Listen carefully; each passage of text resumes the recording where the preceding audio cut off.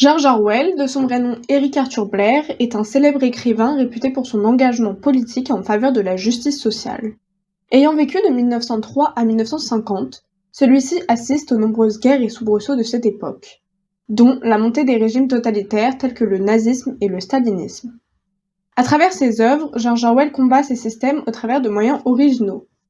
Par exemple, dans son livre La ferme des animaux, il s'agit d'une allégorie satirique de la Révolution russe, avec la personnification d'animaux représentant des personnages historiques. Venons-en maintenant à 1984, l'ouvrage dont je vais vous faire la présentation. Il s'agit d'une dystopie, soit d'un récit de fiction dépeignant une société organisée de manière complètement autoritaire. Celle-ci aborde des thèmes tels que la manipulation, la surveillance constante, le mensonge permanent, ou encore un nouveau langage. Paru en 1949, ce roman est centré sur Winston Smith, un personnage en marge qui se distingue par sa propre conscience et sa réflexion vis-à-vis de sa société. En effet, celle-ci est bien particulière. Tout est tourné vers Big Brother, chef du seul parti qui a le droit d'exister. Tout est surveillé et ordonné par des téléécrans placés un peu partout jusque dans les habitations. Tout est manipulé, des événements passés historiques jusqu'aux événements récents. Tout est remis en cause et incertain. Cependant, Winston Smith ne perd pas espoir. Après sa rencontre inattendue et interdite avec Julia, ils enfreindront de plus en plus de règles jusqu'à prendre part à une confrérie secrète dans le but de renverser Big Brother. Elle se nomme Fraternité. Donc ce roman est très intéressant à lire dans notre monde actuel.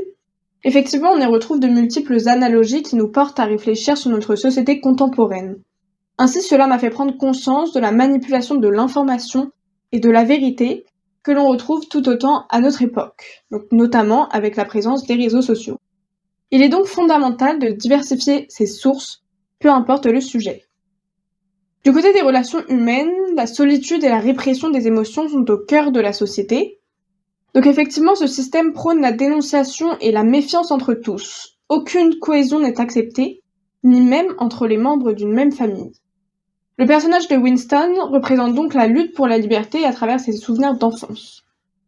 Mais le système le plus ingénieux de ce régime reste selon moi le néo-parler. Un langage nouveau, comme le fait signifier son préfixe, qui consiste à réduire la langue et le vocabulaire. Mais dans quel but, me demanderiez-vous, tout comme moi je l'ai pensé au début de ma lecture. Mais voilà, si le vocabulaire est restreint et choisi attentivement, alors personne ne pourra exprimer sa pensée, ou du moins sa moindre petite mésentente avec le parti.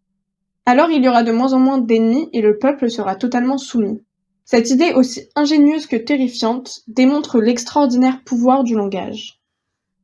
Merci beaucoup d'avoir écouté ce podcast et je vous souhaite une très agréable journée.